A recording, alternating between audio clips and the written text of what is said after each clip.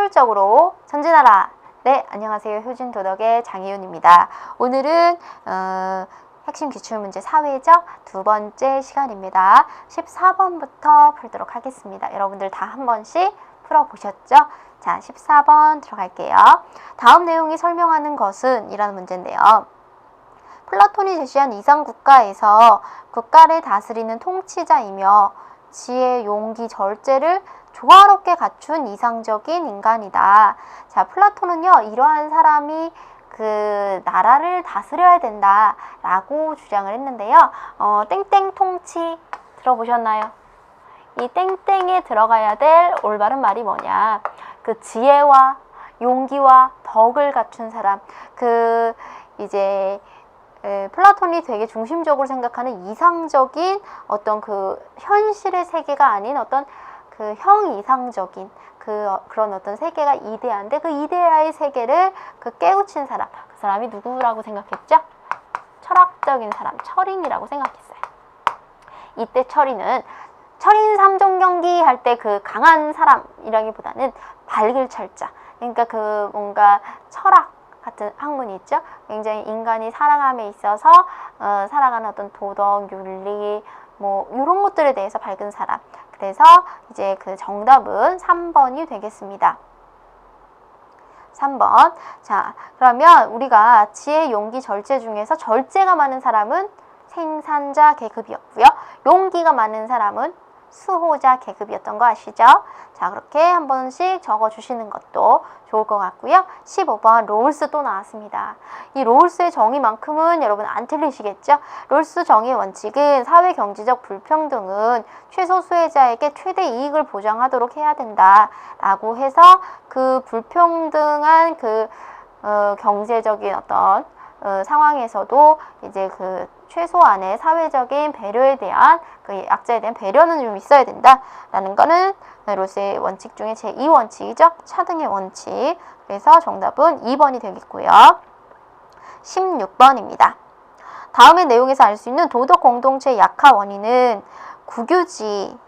자, 국유지라고 한다면 이제 그 나라에서 소유하고 있는 그 땅에 장애인 학교를 건립한다는 계획이 발표되자 해당 지역 주민들이 거센 반발이 일어났다. 집값 상승에 도움이 되는 지역 개발 사업의 유치를 둘러싸고 지역 간의 갈등이 심화되고 있다. 자, 무슨 얘기냐면 분명히 여긴 나라 땅이에요. 그러니까 나라가 마음대로 뭔가를 지을 수도 있겠죠. 자, 그런데 여기 뭘 지었냐면 장애인 학교요.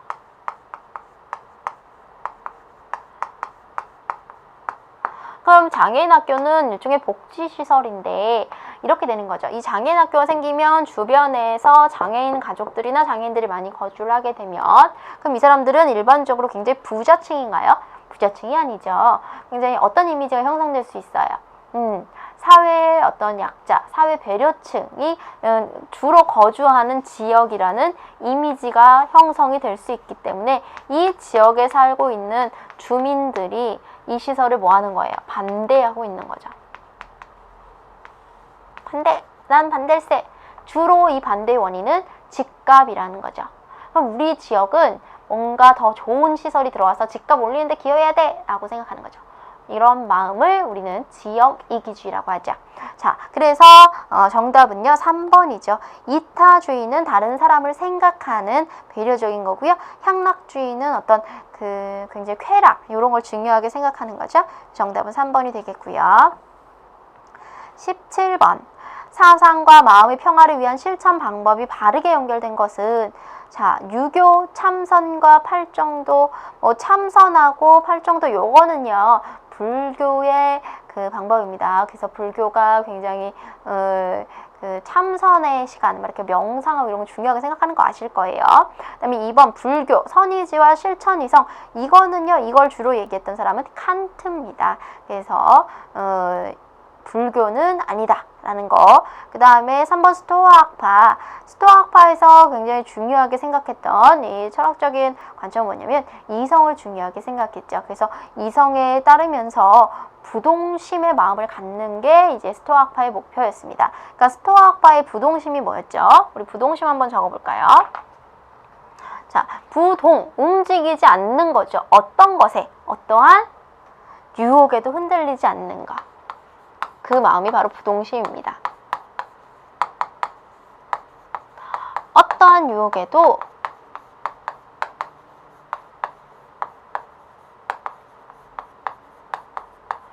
흔들리지 않는 마음이 바로 부동심이 되겠습니다. 자, 그 다음에 4번 에피쿠로스 학파. 에피쿠로스 학파는 굉장히 쾌락을 추구해서 쾌락주의 학파라고도 얘기도 했는데, 그 쾌락은 단순히 뭔가 그 양적으로 쾌락을 추구하기보다는 좀 고통과 근심을 제거한 어떤 질적이고 지속적인 양질의 쾌락을 이제 추구한다라고 했었죠. 그래서 수신과 경의 실천은 오히려 이황 정도에 해당하겠고요. 그래서 정답은 3번이 되겠습니다. 18번. 다음에서 추구하는 유교의 이상적인 사회. 자, 유교의 이상적인 사회는 대동사회였죠. 자, 정답이 나와버렸네. 그래서 18번의 답은 1번인데요.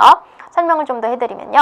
모두가 하나 되어 어우러지는 사회, 우리가 대동제, 대학의 축제가 보통 이제 대동제라고 많이 한다고 했는데, 그때 생각하면 하나가 어우러지는 요런 거, 그 다음에 재화가 공평하게 분배되고 인륜이 구현되는 사회. 그러니까 이제 그 대동사회는 신분적으로 평등하면서 재화가 좀 공정하게 나눠지는 거죠. 이게 뒤에 가면 마르크스의 어떤 사회주의랑 비슷한 부분도 있고 전혀 다른 부분도 있는데, 뭐 마르크스주의 같은 경우는 뭐 사유재산 자체를 아예 인정하지 않는다, 부정한다, 이런 좀 극단적인 얘기가 써 있거든요. 근데 대동사회는 사유재산 자체를 인정하지 않는다, 뭐 이런 게 아니라 분배 자체가 좀 공평하게 되는 거. 그렇죠? 그런 어떤 그 정의를 좀 얘기하고 있다라고 보시면 되겠고요. 2번, 4번이 바로 어디에 해당합니까? 도가에 해당하죠. 무룬도원, 소국가민이 도가에 해당하기 때문에 고르시면 안 되고, 3번 미륵세상은 어딥니까? 불교에 해당하는 이상사회죠. 그렇기 때문에 정답은 1번이 되겠습니다. 19번이요.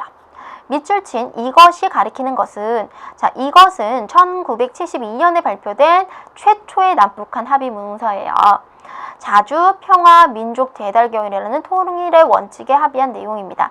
자, 19번은 별표 한번 쳐주세요. 이거는 선생님하고 그 이론 시간에 막 구구절절하게 하진 않았는데, 여러분들 이 문제가 지금 우리가 사회 기출 문제 풀면서 지금 처음 봤거든요. 그래서 여러분들이 이거를 막 달달달달달 역사 외우듯이 외우실 필요는 없을 것 같고요.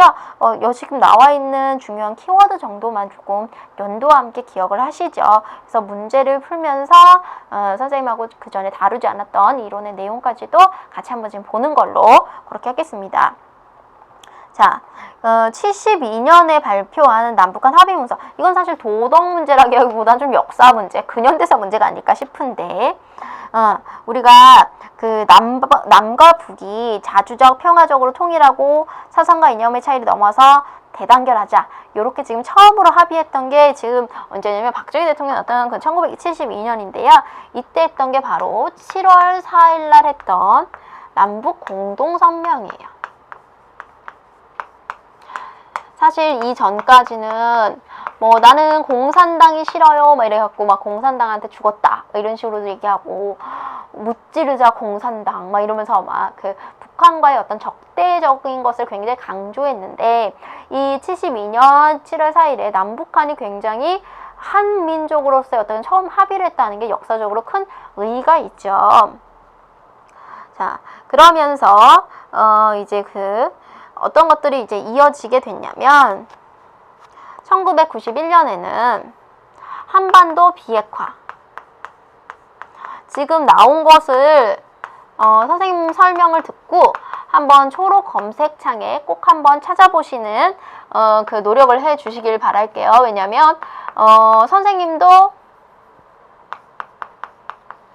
사실 72년에는 살아있지 않았고요.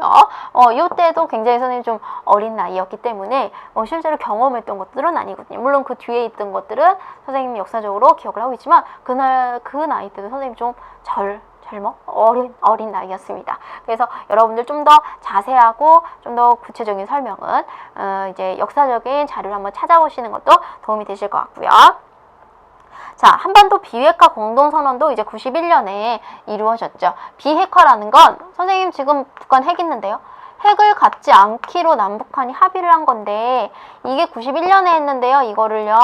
북한이 뭐 했습니까? 2009년에 폐기를 했기 때문에 지금 핵을 가지고 된 거죠.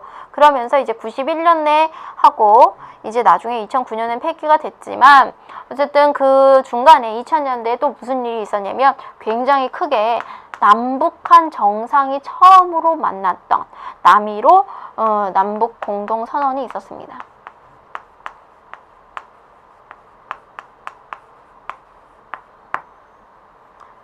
선언.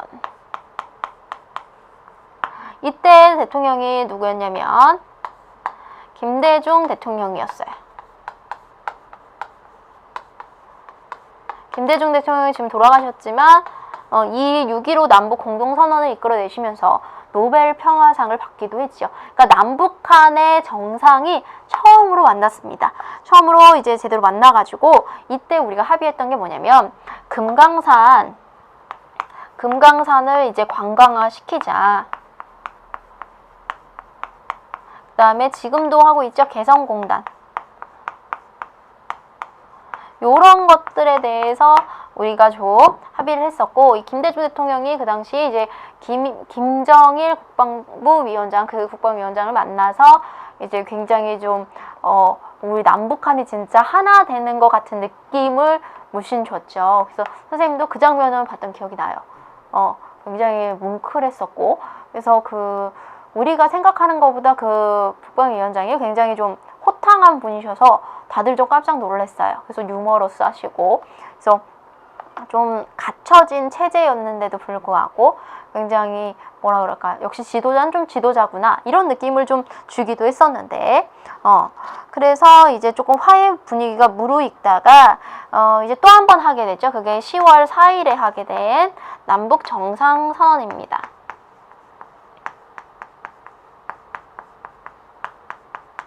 이때는 이제 노무현 대통령이었고요.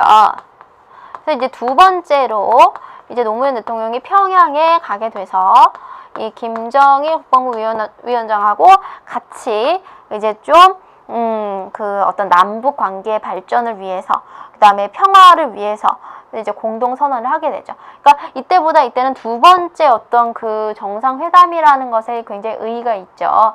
자, 그래서 요런 것들로 이제 합의 분위기가 좀 되다가 이제 아까 폐기는 2009년도 했다 그랬죠. 그래서 이렇게 핵 문제를 이렇게 폐기하고 또 요번처럼 굉장히 어떤 뭐 지뢰 사건이라든지 이런 것들 좀 터지면서 다시 좀 냉각 분위기. 그래서 굉장히 좀 좋은 분위기를 이어가다가도 냉각이 되는 이런 모습들을 좀 볼 수가 있겠고요. 그다음에 20번. 육아에서 제시하는 대동사회의 특징과 거리가 먼 것은, 자, 대동사회는 사회적인 약자, 고름분배, 그 다음에 모두가 어우러져서 하나 되는 이런 큰 공동체를 지향하고 있죠. 그런데 4번, 사유재산을 부정한다. 요것은요, 사회주의를 굉장히 강하게 주장했던 마르크스주의입니다. 그래서 4번이 틀린 게 되겠죠. 그래서 정답으로 4번을 고르시면 되겠고요. 21번, 땡땡 소방서는 친절한 공무원상 구현을 위해 민원인과 공무원의 역할 바꾸기. 역지사지네요. 상황을 펼쳐 실천한 공무원 자세에 대해서 생각해 보았다. 이후 민원인과 공무원이 서로 대화하는 자리를 마련했다. 이런 식으로 서로 바꿔보는 건데요. 이거는 어떤 태도죠? 이해와 공감의 태도죠. 그래서 정답은 쉽게 2번을 고르실 수 있을 것 같고요. 21번과 같은 문제는 사실 공부해서 푼다기보다는 여러분들 충분히 도덕이 무엇인가에 대해서 이해하시면 푸실 수 있는 그런 문제겠죠. 자, 그 다음 22번입니다. 롤수 이제 너무 지겹습니다. 그쵸? 기업과 니은이 순서가 좀 바뀌었는데, 바뀌었어도 옆에 개방된 지위보장, 사회적 약자 보호 이렇게 보실 수가 있죠? 그래서 두 가지 원칙 중에 하나는 바로 기회균등의 원칙이다. 불평등에 어떤 접근할 수 있는 기회, 불평등의 어떤 불평등의 기회가 이제 지급이 될 수 있는 지위에 다가갈 수 있는 기회는 막지 말아야 된다라는 게 기회균등의 원칙이죠. 그래서 정답은 4번이 되겠고요. 23번. 다음에서 설명하는 사회현상은 다원화 시대를 나타내는 사회적 병리 현상으로 무규범, 무질서 또는 가치관의 혼란 상태. 그러니까 우리가 그 사람들 중에 이런 상태를 쓰죠. 굉장히 막 혼란하고 뭐가 뭔지 정신이 없고 이런 상태 뭐라고 하죠? 아노미 상태라고 합니다. 그래서 23번은 1번이 되겠습니다. 엘리트주의는 엘리트만 굉장히 고집하는 사회가 될 거고요. 24번 다음에서 설명하는 사상가는 인간 내면의 자율적 도덕 법칙을 강조하며 너 자신을 포함한 모든 사람의 인격을 단순한 수단으로서가 아니라 목적으로 대우하라는 정언 면법을 제시했다. 인간 내면의 도덕적 법칙을 굉장히 강조하면서 다른 사람에 대한 어떤 배려, 그러니까 내가 이렇게 했을 때 다른 사람한테 또 보편적으로 원칙을 적용할 수 있나? 요거를 제시했던 사람은 누굽니까? 바로 칸트입니다. 그렇죠? 밀하고 벤담은 묶어서 공리주의자라고 했습니다. 특히 밀은 조금 더 질적인 공리주의를 얘기를 했고요. 그래서 어떤 그 지속적이고 정신적인 쾌락 이런 것들을 얘기를 했었고, 그다음에 로크는 사회 계약서를 주장한 사람입니다. 자, 그래서 이제 그 국가는 개인이 가지고 있는 어떤 권리는 하늘에서 준 건데 그거를 개인이 보호할 수 없기 때문에 우리는 국가를 이뤄서 사회를 이뤄서 이제 그걸 보호하는 거다라는 게 바로 사회 계약설이죠. 자, 그 다음에 25번. 다음과 같은 사회 변화 속에서 요구되는 것은 다문화 사회 확산과 함께 우리는 한국인으로서의 정체성을 확고히 하는 가운데 국내 체류 외국인을 동등하게 대해야 된다. 이게 바로 이제 열린 민족주의인데요. 당연히 오픈 마인드가 이제 정답이 되겠죠. 그래서 배타심은 뭡니까? 배척하는 마음. 2번 우월감은 내가 우월하다. 이런 마음 가지면 안 되죠. 맹목적인 거. 이건 너무 사대주의로 빠질 수 있습니다. 그렇죠? 우리 거는 별로 좋지 않은데 다른 문화는 너무 좋다. 요즘 오히려 좀 청소년이 이런 경향이 있어서 좀 걱정인데 정답은 좀 3번이 되겠죠. 다른 국민에 대해서 오픈 마인드, 열린 마음으로 그들을 받아들이면서 우리 것을 지키려는 이런 마음들이 좀 필요하죠. 그래서 25번에 3번이 되겠습니다. 자, 요렇게 해서요, 선생님이 준비한 사회 기출문제 두 번째 강의가 끝이 났습니다. 이제 드디어 마지막 핵심 기출문제를 남겨두고 있는데요. 여러분 지금 사회까지 풀면서 점점 자신감이 상승하셨겠죠? 마지막 오해를 통해서 우리 이제 도덕 끝내도 되는구나 라는 생각 할 수 있도록 또 확실한 마무리 하도록 하겠습니다.